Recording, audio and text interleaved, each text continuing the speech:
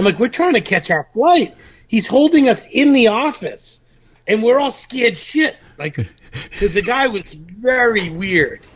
And he was like a senior official, putting his feet up on the table, smoking butts, and we're all sitting there like, and he's like, you like cookies?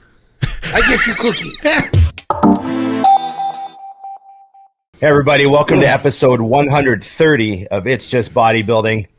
Myself, Big Ron Partlow, I got my producer Scott McNally, and Dusty Hanshaw is missing in action this week. I don't think it's coma related, but we have our favorite last minute fill in, legend, Hall of Famer, all that stuff. Jose Raymond, what's going on, my friend? What's happening? I'm Dusty's sidekick, so he calls me when he can't be here. It's awesome that you can still depend on Jose to fill in for Dusty even after all these years. How many years were you guys on iForce together? 3. And did you know each other before that? I can't remember. It was, and it was a long time ago now. We're talking 7 years ago, over 7 years ago. And people still think I live with Dusty. It's funny. Yeah. I get messages all the time. How's Dusty doing? I'm like, I don't know. You just saw him. You see him as much as I do. Yeah. Right. Crazy. You're all, yeah, exactly. You're still in the same area, right? Like the Boston area? Yep. Yeah, I live like a half hour north of the city. I've been spending a lot more time in the city recently. Nice. What's going on there? My buddy, give us the update. So I think if you had watched any of the Boston Pro, you would have seen that all the pros were going to a certain gym. It's a private gym. And my buddy Nate opened it. He just opened it before the Boston Pro. So they christened it. Everyone came in there. Jay was there. Victor was there. Brandon Curry. The kid Urs. All the bikini girls. Everyone who competed at the Boston Pro came in to get a pump, or he had a massage therapist there that was working on everyone. So I've been working at his gym. It's worth the ride for me because it's a beautiful facility, and I helped them handpick all the equipment. So it's all bodybuilding specific stuff that you've seen through the years, a lot of the flex leverage stuff. We got some Atlantis, got the Rogers Pro Squat, probably a lot of stuff that you have, the stuff that the average person doesn't know about that is a must-have in your gym. Yeah, so what's his place called? Gym Hub. Gym Hub. So it's a private gym. So you like normal people can't go train there unless they're with a trainer or what? Yeah. So he built it for trainers because he's a trainer. I'm a trainer, and through the years that trainers pay the facility a shitload, especially if they work for these big chain gyms like Equinox or a Boston Sports Club. The gym will charge $175 an hour and pay the trainer $50 an hour. Yeah. So now all these trainers can leave that place, bring their clients with them, and keep all the money except for the money that you pay per hour to the gym. Nice. So, they'll double their money by leaving those big chain gyms. That's cool. So that was his business motto, But you can also buy a day pass. So he sells day passes, but there's no memberships. Huh. That's cool, man. That's what turned me off of personal training. You guys remember Bally, like Bally, Vic Tanny and all that? Bally Fitness? Yeah, I got a job as a personal trainer at Bally, and I was like, oh yeah, this is going to be cool, and I'll get to work in the fitness industry. And they're like, yeah, so we're going to pay you about $20 a session. And if you go through our classes, you can pay us for classes. And if you get to a level 3 trainer, then you'll make $30. Meanwhile, they're charging $100 per person. And these people, I couldn't do it. That sucked. But this sounds like a cool thing, especially And I'm thinking, so if you were just getting into training, because I know we do have people that ask questions about this kind of stuff all the time because they're getting into training. If you're just getting into training and you didn't have like a big clientele, you're not paying like a monthly fee. Exactly. I like that. That would be the way to do it then. Yeah. I would do that You if I lived pay around as much there. as you work. Yeah. That's cool. Yeah.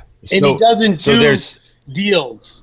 Like Okay. he wouldn't say, if I train this many people, give me a deal. I'll pay you $2,500 a month. He's like, no, it's just you. It's all automated. You go on the website, you pay for that hour, you book the session, and that's it. There's no discussion, nothing. That's cool. And it's private. It's locked, so people will have a code to get in too. Yeah, he has cameras everywhere. He knows if you bring 3 of your buddies in there. So it's a very well-oiled machine and very well thought out. And it has 3 private training rooms as well. So if you have a client that doesn't want to be in front of people, you can go train them in a good size, fully equipped private training room. That's cool. There's a couple of different things about. So what you're talking about, Jose, that would be the way to do it for a card locked private facility, because you can, like, how many trainers do you think use the gym? I mean, he could handle like 100 trainers, couldn't he? Not at one time, but sure, like, throughout a week. Yeah. No, but yeah, total. Yeah. So whereas at our gym, because we're open and we have all the members, we have to be careful not to get too many trainers, because you don't want to get 100 trainers. So we can't do the pay per session idea, because then you'd get a ton of like trainers that just had a couple clients. You'd get all of them in there all the time. Mm-hmm. So we charge a flat rate.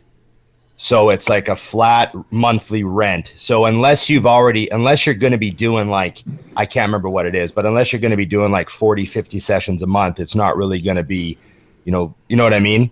So it kind of encourages, it encourages only kind of the full-time trainers to come and like set up shop there. And then you get fewer of them. It's easier to manage. But the pay per session thing, I'd love to have a card lock trainers gym and just get all of that business. Yeah. Maybe that's the next project. Because there's no membership, there's only trainers on the floor. Like the whole time. Like when you're in there, how many people are in there? I've never seen more than 20 at a time. Yeah. And he does get quite a few day passes on a regular basis. Well, I bet. Because people have never seen this equipment. A lot of it is old. Like the flex leverage stuff is 30 years old, but it's incredible and nobody has it. Huh. If you ever used the flex leverage row, the back row, it's incredible. Yeah. I have the shoulder press, the converging chest press, the love leg extension, the ham tractor. I mean, those things are incredible. Yeah, I really like the old flex leverage. And Star Trek bought Flex, and they continued to make all those pieces under the Star Trek line, and some of them are still really good. That they don't all feel the same, but like the one flat press, I think they did a pretty good job on, but I'm not sure about the rest. I haven't tried them all. But those pieces, if you can get your hands on them, I always see them come up for sale in like the East Coast. And I'm like, damn, shipping for that's going to be like fucking $2,000. Oh, dude, I'm as far away as possible. You know the Nebula leg press, the one that Ronnie Coleman made famous. Yeah. They're like impossible to find, and when you do, they're $7,000-$8,000. Yeah, and then shipping them. I mean, paid a pretty penny for his. Mm-hmm. But he bought a swing squat.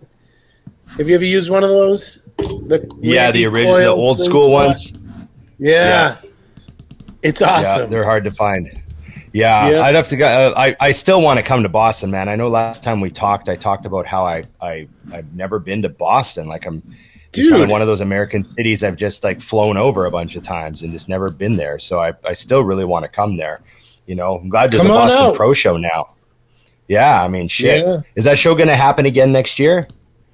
I don't know. They're saying it is. I don't know, and I don't know the specifics, but I can't imagine that they made any money because they put so much into the show. No kidding. I mean, you had anyone who was everyone from Phil Heath, Jay Cutler, Dexter Jackson, Victor Martinez, Brandon Curry. Jose Raymond. Yeah, but I didn't have to be flown out or paid. I was there working for Muscular Development. And in the prize money was decent. You know, they had all women's class winners won a $35,000 watch plus their prize money. Dang. The men's winner, Bonac, won a truck and the prize money and a $30,000 watch. There was in the stage, the lighting, the sound system was phenomenal. Like blew any show you've ever seen away. It felt like you were, I mean, I was 10 feet away from him on stage because I was in the press pit, but it was low and it was perfectly lit. So everyone there. So there was probably 600 seats, and then there was probably 6 people.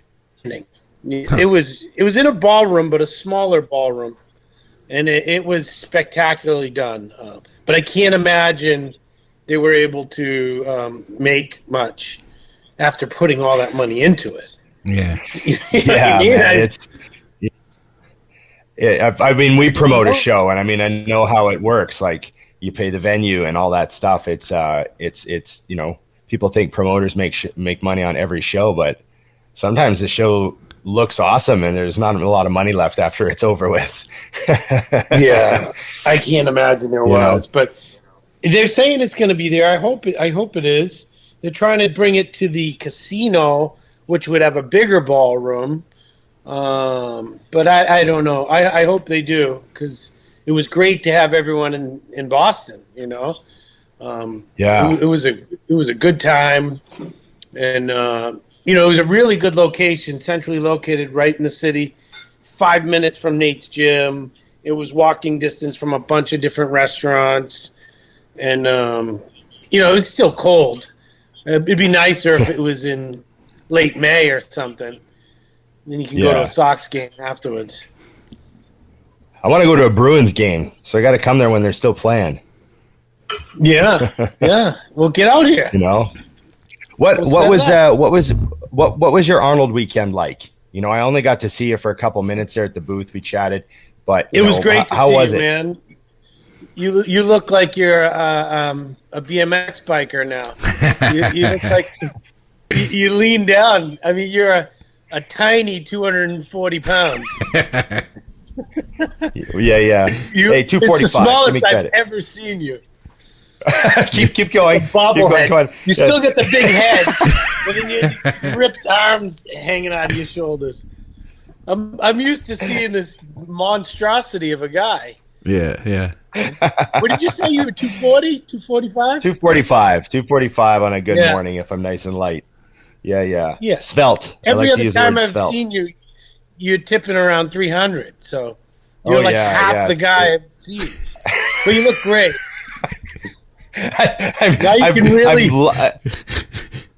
Jose has a way of saying things no one else could get away with. And I'm like, yeah, he's right. Just honesty. It's a compliment. You're so small. I was looking at you, grabbing you. I'm like, holy shit, I've never seen you like this. Where'd he go? But you're lean as hell. That's the good thing. You're really good shape. Oh yeah, I'm like, you know, the leanest I've, you know, I walk around leaner than I've ever been in my life without dieting for a show. You know what I mean? Yeah. Like, I've never been lean like this in any off season I ever had, because, you know, it was always like, you know, trying to eat myself to death. So Zito said if he was able to get you that lean, you would have got your pro card much earlier.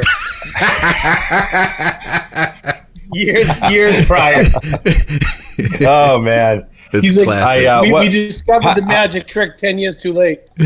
Yeah, exactly. How do you feel now walking around the expo? You know, a couple years removed from the stage. You know, all that stuff. You still got people stopping you for pictures, and oh hey, it's Jose Raymond, and you know, how does that feel now? Kind of, you know, a couple years away from all the nonsense. How do you view it? Yeah. Well, it's been 4 years, and the first thing I noticed is that the younger up and coming fan base has no clue who I am. Dude, I mean, that's so bodybuilding weird. changes that fast. Yeah. I was at a booth with Guy, and young kids are coming up going crazy. Guy, Sister Nino. And they'd look at me and be like, who the fuck's this guy? And I'm like, oh, my God. If this were just 5 years ago, it was just crazy, I bet because I Guy must have loved that much in social media. The new crowd doesn't really know. They know who C-Bum is. Yeah. They know who, all the fitness guys. But they it's just how it is. But you still had your crew of older people that knew who I was, and it's always good to see people.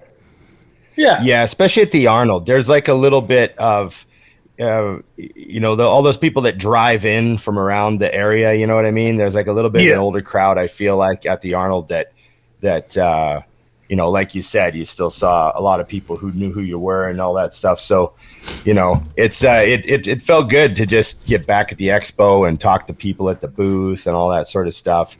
And, I keep wondering too, like, if it wasn't for the podcast, I don't think anyone would have a clue who I was, because everyone's like, hey, I love your show. Hey, I love your show. There's no one that's like, hey, I used to watch you compete. I don't run into those people. Yeah, well, you're not going to get too many Canadians up down there. And no. Yeah, it's weird, man, how fast things change. But it is. I'm still heavily involved in doing, the business aspect, the talking part. I certainly am not getting on stage anytime soon. And I don't look, you look at me and be like, oh, that guy's someone. He definitely works out, but, I'm not like ripping through my body now, There was a time where I was so swollen where you just laugh at me when you see me. You looked insane. Now dude. I kind of look normal. And well, what do you weigh now? I mean, you looked super big in your, like, you look like you're 4 feet wide still, Jose. But you're like, what do you weigh? I have no idea. I'm like 212, ironically enough. Right, ironically enough, you spend your retirement right at 212. Yeah, yeah. It's slightly different body comp, though. Exactly. I mean, that's what I say. I'm like, I'm basically the weight I was when I competed. I haven't changed a bit. I'm the same person. Right. Exactly the same. I was rock hard at 212 before, Now I'm a little, I got a dad bod at 212. It's funny you brought that up. It's funny you brought that up, that how fast things move, because when we were getting ready to get plugged in and record, that's something I was thinking about, because I remember, plugging in, watching like all your videos on MD and, all the interviews you did and seeing you compete and being like, Jose's going to be at this show. And I know how fast the sport moves. Like somebody can commit like a heinous crime, and then like 2 years later, nobody knows who they were in bodybuilding anymore. And they're all buying that person's supplements, or somebody can be a fantastic athlete, and then 5 years later, it's like, I don't know who that guy is. But I guess what I'm curious of is, can you tell me or tell us, like, what's your perspective on bodybuilding today versus literally just a few years ago when you were competing? Because like you said, you're still really plugged into it. What would you say is different, or what's the direction things are moving? Like, let me ask you this, what's good about it? What's happening that's good in your opinion that wasn't happening maybe a few years back?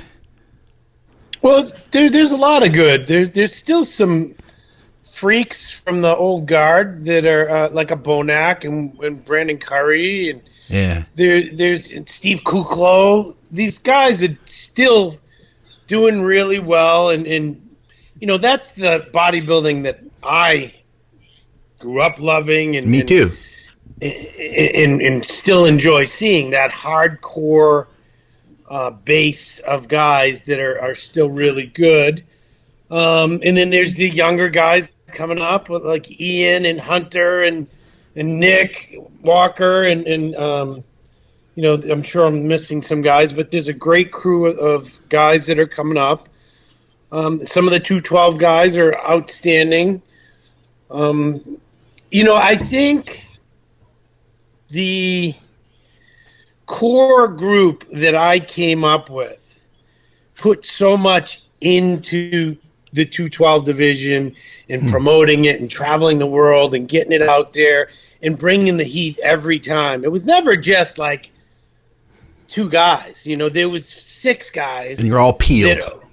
Right. That all looked unbelievable and all had some swagger and all had a mouth and all had, you know, really promoted the show really well. And today it's almost like these guys don't know each other. They don't get along as well. Huh. I don't know. It's a different vibe for sure. Yeah. Where, you know, we did everything together. We were everywhere around the world together. Huh. And we're all very close, you know. To this day, we still talk regularly, whether it's, you know, Flex, Eduardo, David, Henry. You know, there's a whole crew of us that still, you know, are what we had done and would like to see it continue on. So that's why it hurts to see the Arnold didn't have it, and has gotten rid of it. I don't understand that at all. But you know, other great things is that the men's classic is blowing it out of the water. Is really, I don't want to say mainstream because it's not mainstream, but it's opening a lot of eyes. There's a lot of people who would look at Jay Cutler and be like, "Oh God," you know. We'll look at a Urs or a Chris Bumstead or Ramondino there. And be like, holy shit, that guy looks awesome. And it's somewhat attainable. Yeah. You know? A little. Yeah. You know, I know a lot of young kids that I'll be at, say, a family party, Thanksgiving, and a lot of the older relatives will introduce me to their, you know, niece or nephew kids, young kids, junior high school age. And they'd be like, Jose was a pro bodybuilder, you know? And they're like, oh, yeah, you know, C-Bum? And I'm like... I just laugh. Yeah, I know who he is. They all know who he is. That's kind of cool. Because Instagram, it's not like they're even into bodybuilding, but they've seen a million of the videos on Instagram and stuff. Yeah. So there is a lot getting out there. These guys are doing a good job. You know, even Regan Grimes is really good at getting out there and getting to the masses. Everyone knows who Regan is. Even though he's not Jay Cutler. Yeah. But he's doing a great job. I was never good at the video stuff. The only good videos you saw were because someone was hired to do the video. Okay. If it was left to my devices, I wouldn't have got it done. I didn't particularly like it. I didn't mind talking and being a clown, but I'm more of the guy that just loves to train. Yeah. I love to train. I love the process. I love to suffer. I love to freak people out. And that's why I was into bodybuilding. It wasn't so people could critique my incline presses, you know? Sure. Yeah. I didn't care what anyone else thought. I never did.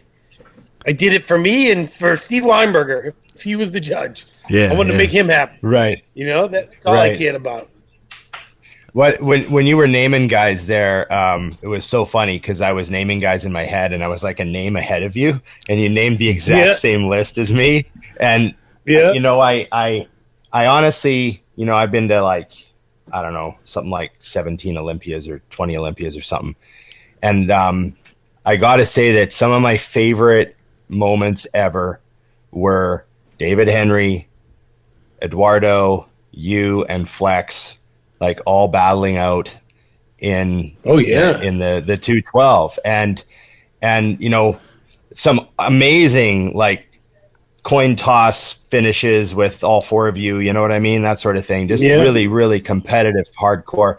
So I want you to sum up each one of those guys as like a foe. Like when you were competing against them, what did you think of them? Like Eduardo Corrêa. What would you say about Eduardo if someone said, "What's the deal with that guy?" as a competitor? So as far as what I needed to do to beat him, or what made him great? Yeah. What made him great? Yeah. Like how do you see him Eduardo looking back? Great, especially as we were coming up, is he was such a good-looking dude. You know, he had the perfect skin, perfect hair. And then the conditioning, he out-conditioned everyone. He was the hardest, craziest looking guy. Yeah, he was. And he was in shape at like 225. And don't forget, he had to get down to 202. Because we used to do 202 together. That's right. Yeah. Yeah. And he was just incredible. But, of course, we train hard, we eat. He outgrew not only the 202, but the 212 division. And then he had to just suck down. And I think the act of having to suck down so bad is what contributed to some of his injuries. And on the injuries affected him, who didn't have the perfect structure to begin with. You know, he had real wide shoulders, but a wide rib cage, and then he didn't have a huge sweep on his quads. So that's why I knew I could beat him. The first few years, I didn't beat him. You know, and I didn't see myself beating him until I started really analyzing things. I was like, okay, he's beatable. And the more I grew, the more my shape took on, you know, a better look. But he was unbelievable. As far as conditioning, I don't think anyone ever in any division was harder than him. You know, there was a couple some years where he was unfucking believable. Yeah, and I think he's personally been overlooked many, many times. I could see that. Yeah, just because if those things I said, like he doesn't have ideal structure, and I certainly don't either. But when you combine the structure with lack of huge quad sweep,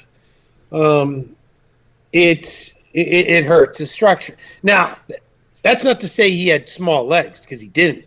The same thing with David Henry. Never had small legs. It's the shape of the leg. So if you see Eduardo from the side and a side chest, he had the biggest leg in the lineup.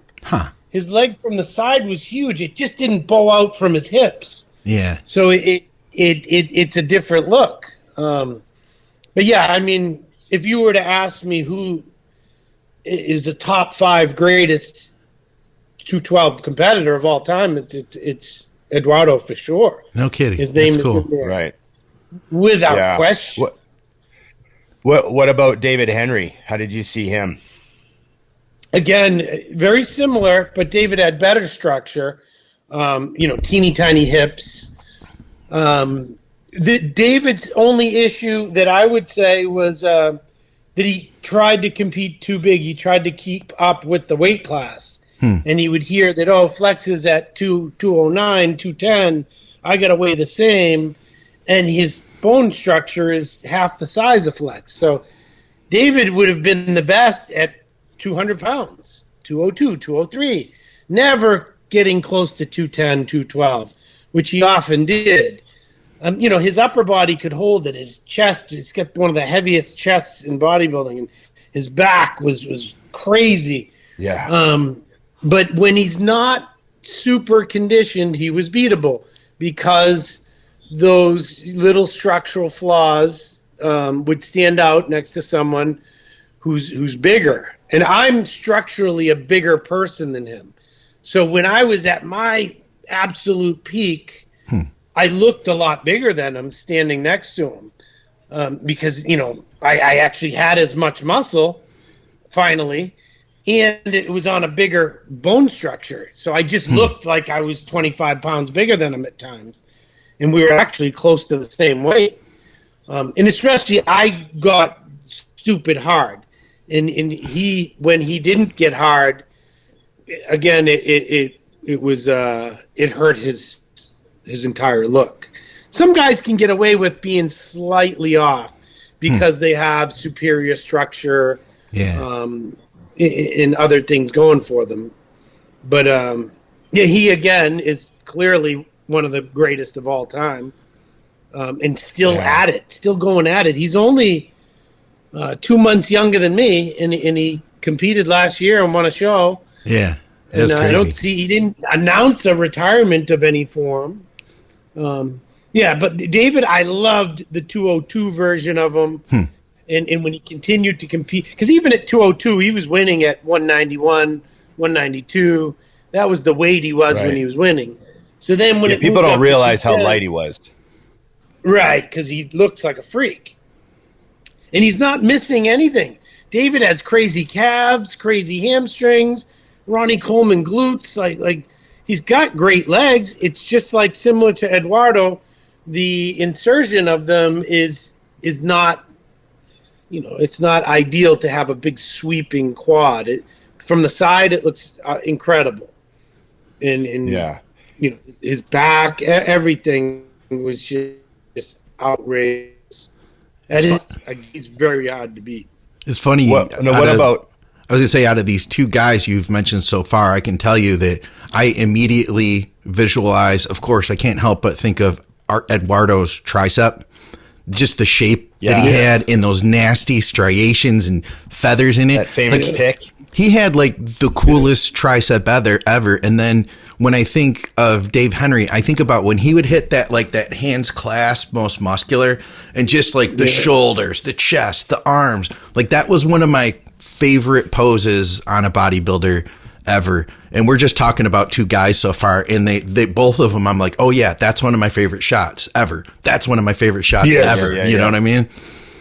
They both had iconic moments. Iconic, that's the right word. Yeah. What about? And unfortunately, he tore that tricep. Yeah, I know. Eduardo. Yeah. What about Flex? I mean, you faced the greatest short bodybuilder in history. Year after year after year after year. And, I mean, what do you think looking back on all those battles with Flex? Because you guys were 1 and 2 how many times? Oh, I have no idea. A couple, at least a dozen, right? I would say, yeah. I guess maybe more than that. I mean, so, how do you see that? How do you see Flex now, looking back on him? I see him, he had everything that we talk about. He had the muscle tie-ins, insertions. He had the structure, the bone structure, crazy width. He had the work ethic. He had the politics. It's a very important word. Now, I'm not saying that he won because of politics. I'm saying he knew how to play the game. He is a winner from start to finish. Now, in order to win something, you got to know how to win. In order to win something 7 years straight, you got to be a master at winning. You got to know how to win even when you shouldn't. And that's what he was great at. There were many times in 7 years that you could say, I would have gave it to Eduardo. I would have gave it to David. I would have gave it to Jose. But guess what? Flex won because he knows how to win. And that's what makes the difference between a winner and a loser. Is that thing he has that he's had since he was a little kid and makes him a champion his entire life at everything he does. That's crazy. Oh, shitting me. Oh. Mom, I'll call you back. I'm doing a podcast. All right, I'll call you when I'm done. Bye. God damn it. Sorry, guys. It says a lot about you. You're still taking calls from your mom in the middle of the day. That's a good sign. Yeah. I haven't talked to her in a bit, so I had to at least pick it up. Well, she would. The only way to shut it off would be to answer it and hang up on her.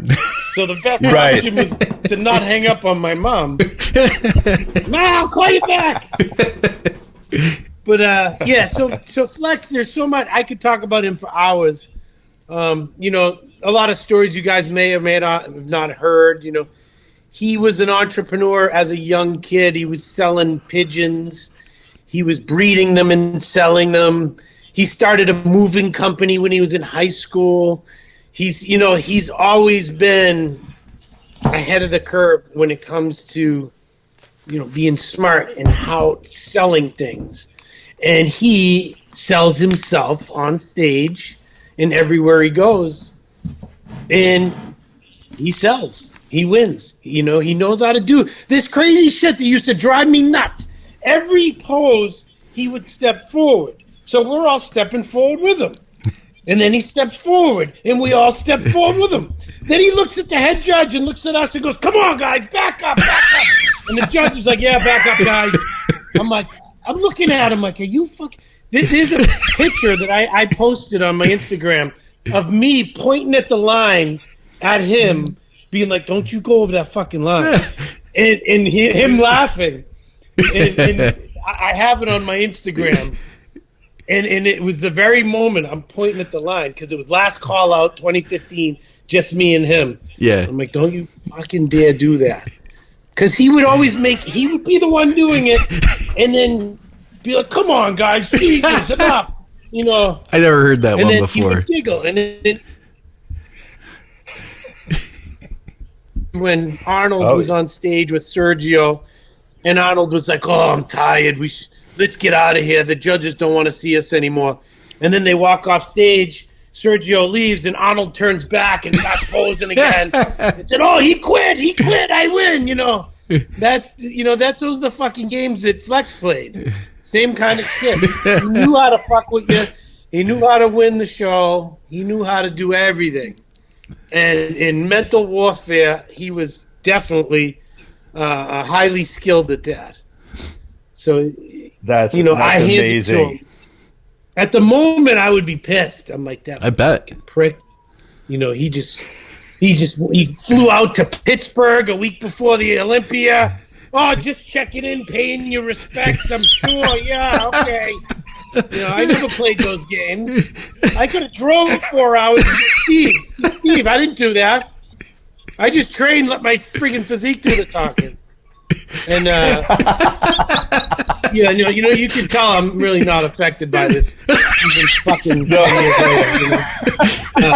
I don't care. There's no trauma. And you know what? These are all the reasons I love Flex. And I tell people this all the time. And even his family is very, very business oriented, very smart people. His mom would always come in to pay her respects and say hello at the meet and greet at the Meet the Olympians the night before. She's strategizing herself. She'd walk over with her cane and look at me and make sure I didn't look leaner than Flex or anything. "How you doing? I would talk to her for like 10 minutes. Then she'd be like, she "Get pinch back your to cheek work." a little. Yeah, big hugs, kisses, and then she'd say, "Get back to work. You got to sell that stuff. Sell it all. Don't let me bother you." I'm like, "Nah, I'd rather talk to you." And she's like, No, sell all this stuff." He was a hustler, Would she put any digs in there? Would she be sell all this stuff because Flex is almost sold out? Yeah. Flex has already made 30 grand. What have you made? I'm like, I don't know, 500. Oh, you got some catching up to do. I'm like, yeah. How come she sounds like Mrs. Doubtfire? I don't know how that happened. It fit. It worked. Man. Yeah. That was a good accent. That was good. Yeah, she's adorable. Flex is awesome. I could go on forever with these guys. And, who else? Kevin English. It'd be totally ridiculous to not mention Kevin. A lot of guys don't mention him because they either forget or they're like, "Oh, well, that was 202. Well, we all came up in 202. Yeah.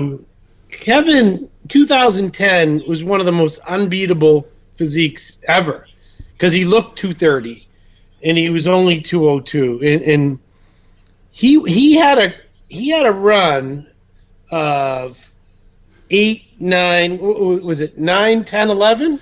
Yeah, 9, 10, 11. He won. And he was pretty spectacular. And, he had the arm length of, like a 6 foot tall guy. in the shoulder width, and then the tiny hips like a David Henry. So at his best, he was damn near unbeatable. And then, like anyone, injuries happen, and he couldn't train the way he wanted to, and the Father Time catches up. He's a few years older than me. So yeah, he was incredible. It would be stupid to not name Kevin, and he's a great guy. I love Kevin. Always got along good with him. It's just, when you're a champ and then like that, it's over, and this new guy, Flex Lewis, is all the rage, and it's like you were just swept under the rug. He kind of just went off into the pasture and never had much to do with anything after that. And it's unfortunate because he has a lot to offer and a lot to talk about and stories to tell and a lot to share. We didn't see much from him, but he was awesome. I was very lucky. I got to train with Kevin at Bev's one time. Oh, no kidding. Yeah, it was awesome. We had a big, long chest workout. I trained with him and Juan.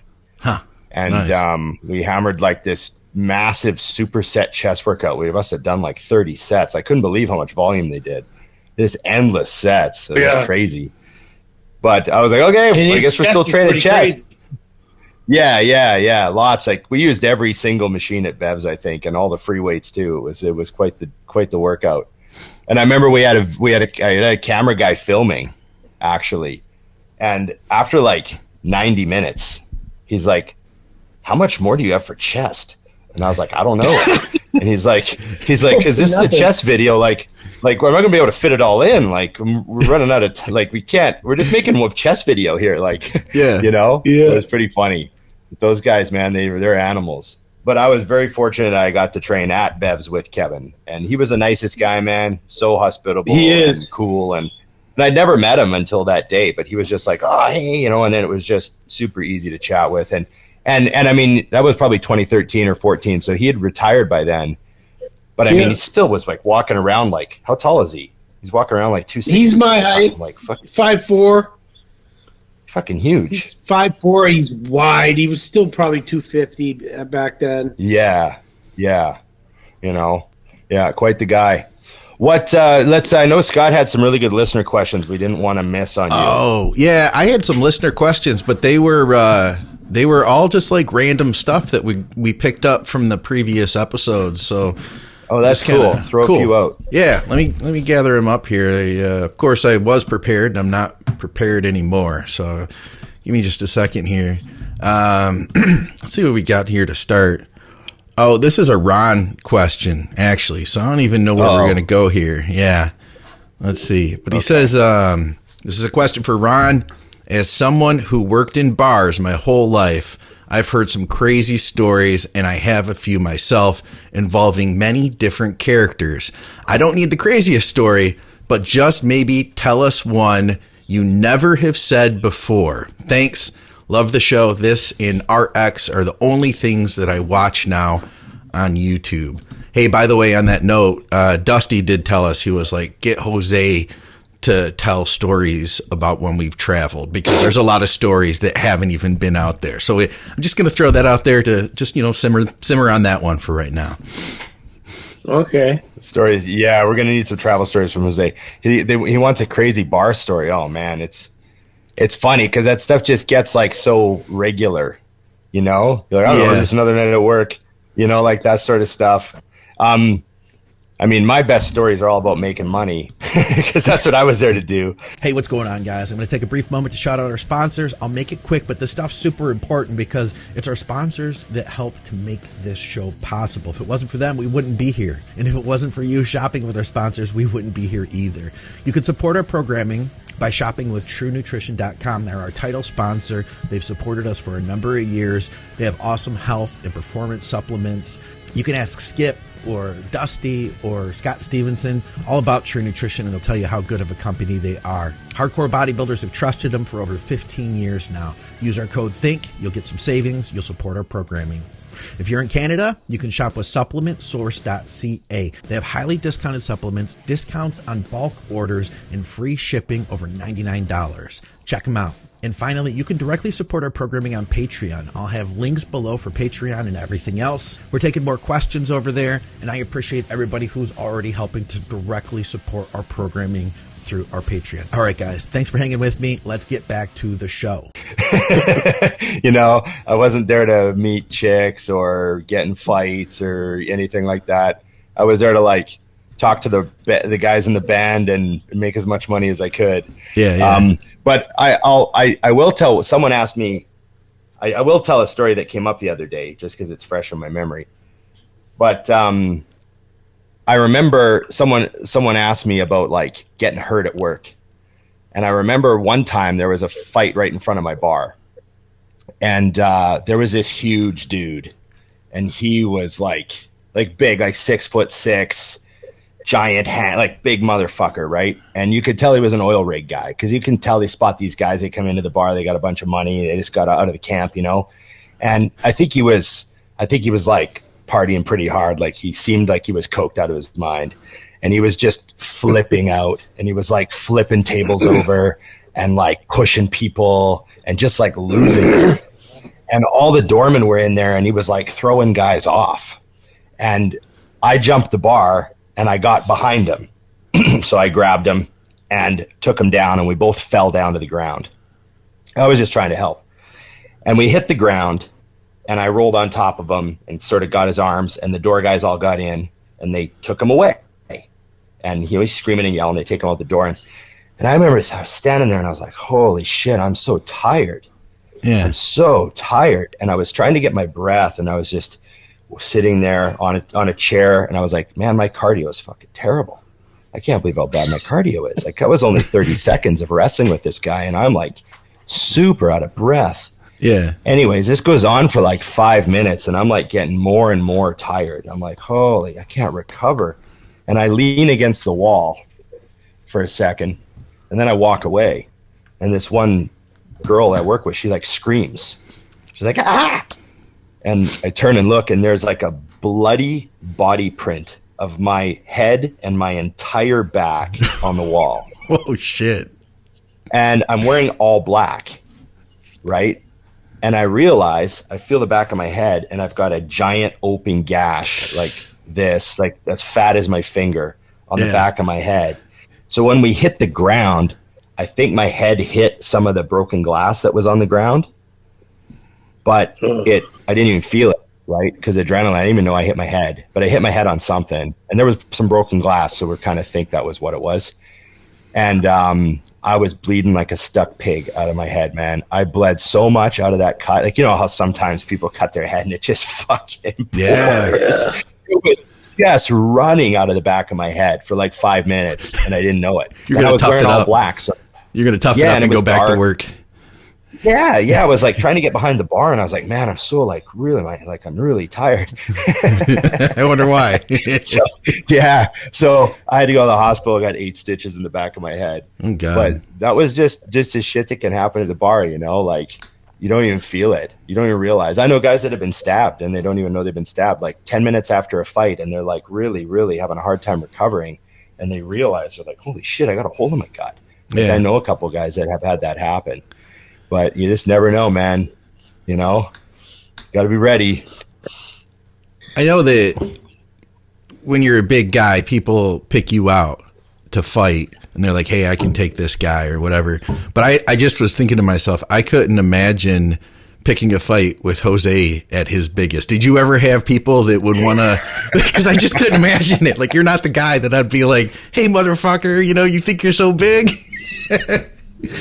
I didn't go out much. Okay, yeah. Like to be in that situation when I was that big, you know. That makes sense. And when I do, it doesn't deter idiots, you know. They look at me and they're like, well, he's jacked, but he's really short, so I could probably take him. Give you a good one to fuck, you know. it's just I didn't go out because it was so stupid. Like the amount of comments you'll get, some either just dumb trying to be funny, or just getting annoyed and bothered. Yeah. And I get used to it. I just don't even pay attention. My significant other at the time would be like yelling at people or staring at people when we're out at restaurants. I'm like, why bother? What are you doing? I didn't even notice that. Yeah. You noticed. I don't pay attention to it anymore. I'm used to it. That's what Dusty said last week too. Remember we were talking about that, Ron? Yeah. Yeah. Oh, I said that. I said oblivious. I don't look like this to not be noticed. Yeah. I don't really care. It doesn't bother me.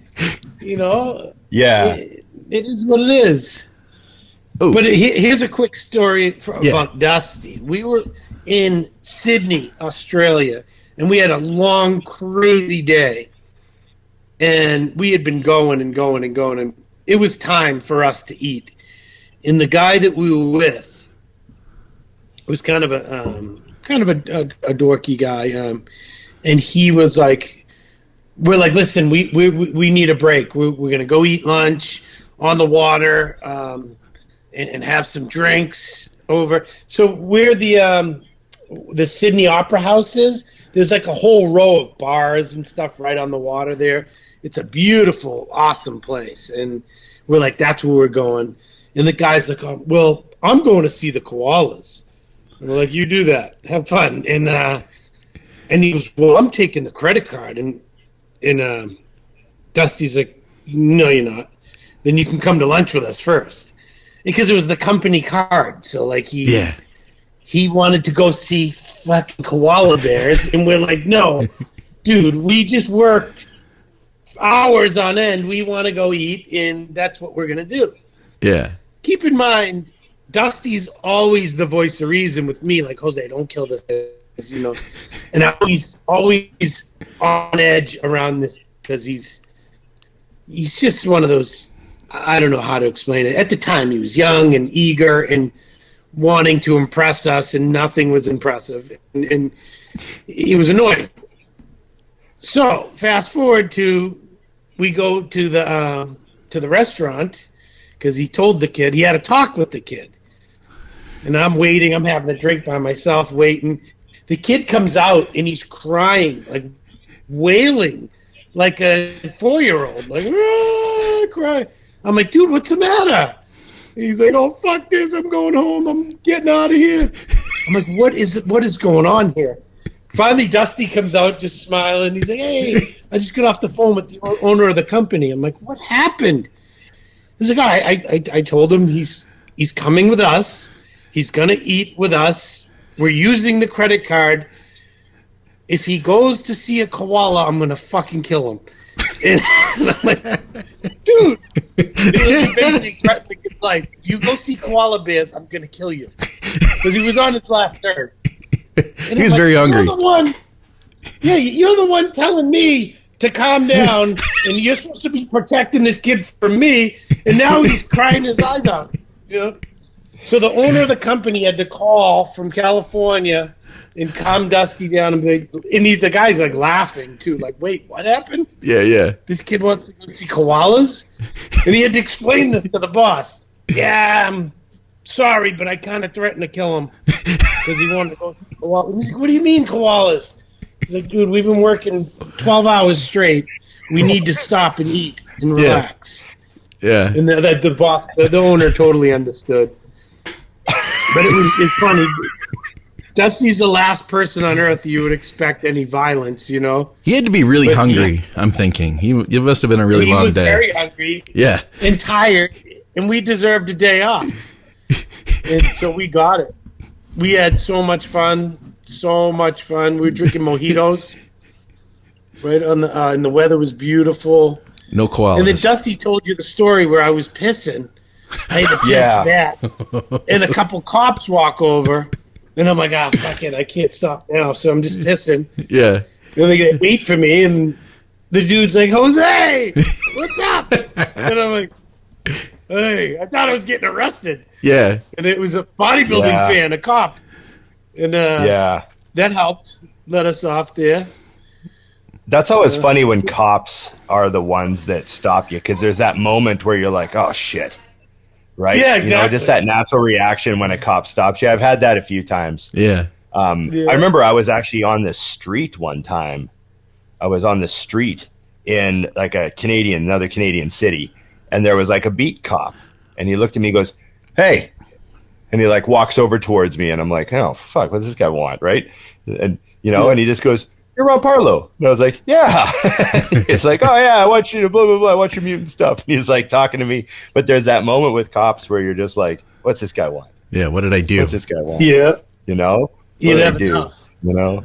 I was in England once, and while I was there, a buddy of mine gave me a bottle of Anadrol. So I was using some Anadrol. And I stupidly put it in my toiletry bag. Not thinking. I make it home to customs, and I'm going through the thing, and it's a young kid, and he's like, hey, Jose, the busted man. And I'm like, hey, what's up, man? How you doing? And he's like, oh, where you doing? Where you coming from? I'm like, oh, I just came in from England. I had a guest appearance here, and, I'm just heading home. He's like, oh, good to see you, man. Congratulations. And he's going through my stuff, and he picks up the bottle of Anadrol, and he goes, huh. Just keeps going. Nice. He looked at it, and like, he either didn't know what it was, thought it was a supplement, thought it was not, or just didn't give a fuck. Like, and I was sweating. I'm like, oh my God. Yeah. This did not just happen. Like, it was an accident. I never would have brought a bottle of Anadrol through the friggin' thing. And the kid's like, hey, how you doing? What is this? Oh, yeah, Drol, must be good. Puts it away. Yeah. It lets me go through. I was like, that's the scariest thing ever. And then one time I was in Adelaide.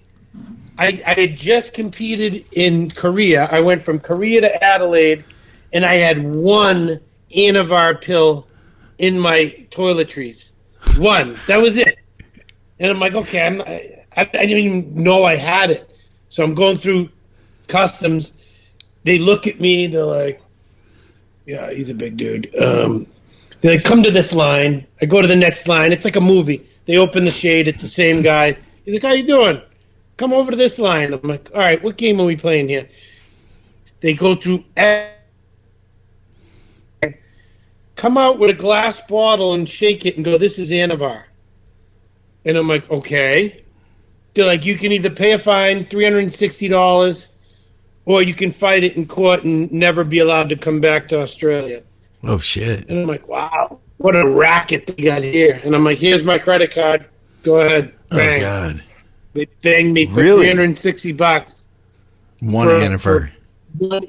Dude, they had it in a glass vial. They went in the back room. I'm talking 5 minutes.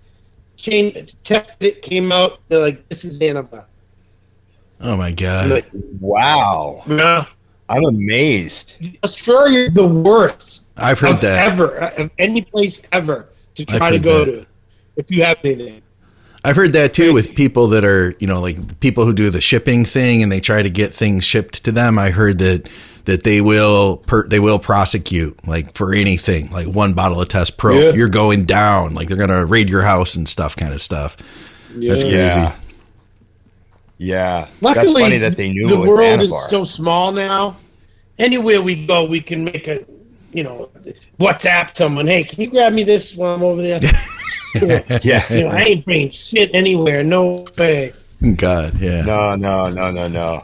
I remember traveling with Jonnie Jackson, and we both got pulled together at customs a couple times. Once was going into England, and once was, which they never pulled me ever. We got pulled going into England once. And then we got pulled coming into Canada. We got pulled together one time. But there's been 2 times where we got pulled and they were opening our bags. Like they started the one time it was me and Jonnie, and they started with Jonnie. So Jonnie put his bag up and they opened it. And they did the thing like, did you pack this yourself? And they ask you those questions. Yeah. And the one guy starts to root through Jonnie's bag. And another customs guy walks over and he just sort of like, you could tell he was senior to the other guy, and he just like puts his hand on his shoulder and gives him like, it's okay, like that, and just closes Johnny's bag, and he goes, here you go, Johnny. And like he knew who Johnny was. Nice. And he like stopped the search. He's like the guy just started digging, and he's like, it's okay. And he just closed the bag and slid it over to Johnny. And then he looked at me and he goes, you guys have a good one. And we both just walked out. Quickly. It's like Very he quickly. didn't even want to open our bags. Like, don't bother these guys. So That's that was cool. pretty cool. Yeah. That was like the best customs experience. You know, at the end of the day, you're like, oh fuck. You know? Dude, You know, didn't have anything the anyways. best customs experience was in Kuwait. I landed in Kuwait, and as I'm coming up to the thing to give him my passport, this guy's with machine guns standing there like this. The guy looks at me and is like, oh, oxygen. He points at me and says, oxygen. He's like, oxygen, yeah. And next thing I know, Abdullah is running from out back, comes up, hugs me, grabs my luggage. Nobody checked my passport. Nobody looked at my luggage. Nothing. I got off a plane, and I got hugged by Abdullah and pulled through and out the door. Hell yeah. Nobody looked at anything. I could have had 1,000 kilos of coke with me. You should have. And I know. I should have. known, Yeah. Next time, just take some. Yeah. Yeah, exactly. I mean, now that I know, Yeah. but it's incredible. And then on the way leaving, this guy was a huge bodybuilding fan, and he brought us all into a room, and we're all looking at each other like, what the hell? Louis Marco was with us, and Louis panicking. He's like, no, this guy. Louis somehow learned Arabic that weekend and is speaking Arabic to the guy. And we're like, what's going on here, dude? He's like, he says he's drunk. This guy's drunk, and he's just trying to party with us. I'm like, we're trying to catch our flight. He's holding us in the office. We're all looking at each other. It was me, Tim Gardner, Louis Marco. Yeah, and we're all scared shit. Like, because the guy was very weird. And he was like a senior official, putting his feet up on the table, smoking butts, and we're all sitting there like, and he's like, you like cookies? I get you cookies. I'm like, yeah, I like cookies. So we're in there fucking eating cookies, and Tim Gardner's like, what the fuck are you doing? I'm eating cookies. I'm like, yeah, have one, dude. They're good. We're just waiting. I'll get you tea. You want tea? And finally, we realized that this guy just wanted to hang out with us. Huh. He wanted to kill time with us until our flight got there. And we're like, no, we can't miss our flight. He's like, I walk you to the plane. He walked us all on the plane and made sure everything was great. He was just kind of a bodybuilding nerd that wanted to hang out with us. That's kind of We cool. were scared shit. I mean, outside of the scared part, like if you knew what was actually going on, you're like, yeah, I'll get an escort to the plane and we're going to eat cookies and tea. You know? No, we had no idea. He came out with a dead serious face and was like, come with me. Yeah, We're yeah. all like, fuck, what do you mean come with you? And he's like, sit down. And then he had some little servant that was like getting him all the stuff. Get them cookies. I'm like, yeah, get me some cookies. And we didn't know what for. Like, why were we into the room? He didn't ask us. And he seemed so grumpy. Yeah. Yes. He just wanted to smoke his butts and talk to us while we sat there. I love that Jose's so terrified. I love that Jose's terrified, but he's still just sitting there eating these cookies. It's like, Yeah. Well, you might as well. yeah. Dude, I had just competed. I think it was my fifth show of the fall. I had done the Olympia. I had done Korea, Prague. It was like my fifth show of that year, of that fall. And I'm like, I need some fucking cookies. I'm like, I could just see. I'll have some cookies. I could just see Tim Gardner looking at you. What the fuck are you doing? Like, Yeah, exactly. He was scared shit. And I'm like, I don't know, dude, but I'm eating these cookies. I'm like, have some. I'm like, it was, I don't know, what is the cookie shop here in America where it's Mrs. something. Mrs. Fields? Is that it? Yes. Yeah. They make these unbelievable homemade chocolate chip cookies. Oh, they yeah, had yeah. like a knockoff Mrs. Fields in the Kuwait airport. And he's like, oh, I get you them cookies. And he tells the guy, go run.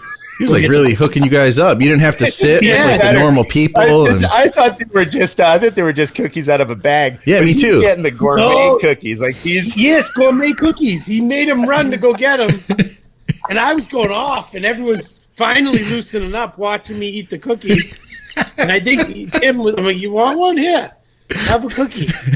And they were dumbfounded, like, dude, we're getting fucking seizured here. Yeah. And you're eating cookies. I'm damn right. I'm like, I haven't had a cookie in 4 months. I'm not going to jail hungry. Yeah. Cookies. Yeah. I've never heard that story. That is fucking amazing right now. That is. Oh, yeah. No. This is a good one. It was scary. Dude, Louis Marco's a fascinating dude. I met him in the layover. We were going from Boston to Kuwait, and we had a layover in Turkey. What's the big airport there? Istanbul? Yeah, Istanbul. And he was there in like a bar while we were hanging out, and I just started talking to him, and I found him to be fascinating, dude. He's a very intelligent guy, and I always thought he was just this clown that's on social media, and he speaks like 6 languages. No kidding. So, yeah, he's on my flight, and we get to Kuwait, and I'm like, do you speak Arabic? He's like, no. He's Albanian. He speaks Albanian. He speaks Greek. He speaks Italian. He speaks French. Speaks Spanish. But he didn't speak Arabic. So, and I know this because we were trying to, ask questions or whatever, and he was like, yeah. So after a week, we spent a week there, and I could see him slowly start interacting with Abdullah and saying different words and using different terminology, and through the week. And then at the show, he's backstage talking a little bit more. Then we get to the airport when we're leaving, and he's fully fluent in Arabic. Huh. That's crazy. In a week. Dude, I'm telling you, this kid is a genius. He's a very bright person. Huh. And that's what they say about if you have enough languages, Yeah. Yeah. Yeah. They say like all the circuitry crosses over and and I was telling him, dude, shut up. You might be saying the wrong shit. We're probably getting in trouble because you're telling him to go fuck his mother, and I don't know what you don't know. He thinks he's helping. He thinks he's helping it, right? He's like, no, let me handle this. Yeah. He's like, blah. Yes, exactly. That's how I felt. Like, I'm like, freaking Louis thinks he knows everything. I'm like, he's talking to me. He's like, no, the guy is drunk. He has a drinking problem, and he just wants us to hang out with him. I'm like, did he just tell you that? And he's like, no, but I can tell. And I'm like, what are we doing here? He's like, I don't know. He's like, but we need to stay right here. I'm like, dude, I am out of here. I need to go to the bathroom. And I tell the guy, I gotta go to the bathroom. Oh, great, I take you. He takes me to the bathroom. Okay. Yes, takes me up into the first class lounge. What is that called? Like not normal people can go there. You have to have a certain. Yeah. We go in there, and he's like, "Do you like some fruit?" I'm like, "No, man, I didn't want to be there anymore." So the piss was like an excuse. Yeah. But he takes me up into this. He's a special bathroom for you. Go ahead. I go into the bathroom. You're not going anywhere. To piss. Yeah, and then I come out, and he's got a whole buffet of food. Do you like some food? And I was like, yeah, actually, yeah. I grabbed a plate of food, and we went back downstairs. Everyone's still in his office. I walk in with a plate of food, and they're like, what the fuck are you doing? They're like, you got cookies? Now you got a fucking plate of food? I'm like, I can't even explain this. I just said I got to get out of here. I was getting anxiety, so I said I had to piss. I didn't know the guy was going to fucking walk me up there to this special place.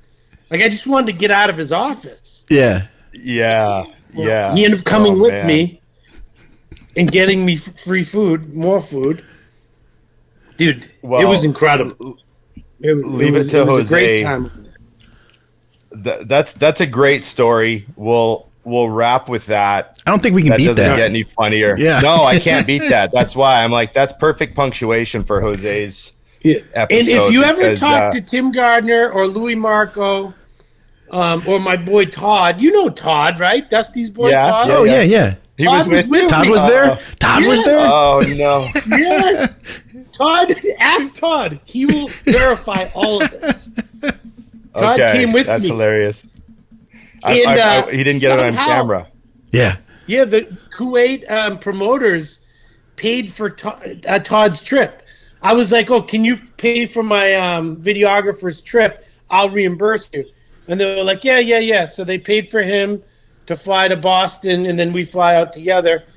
And then they didn't ask me to reimburse them. They were like, "Yeah, don't worry about it. We're worth billions.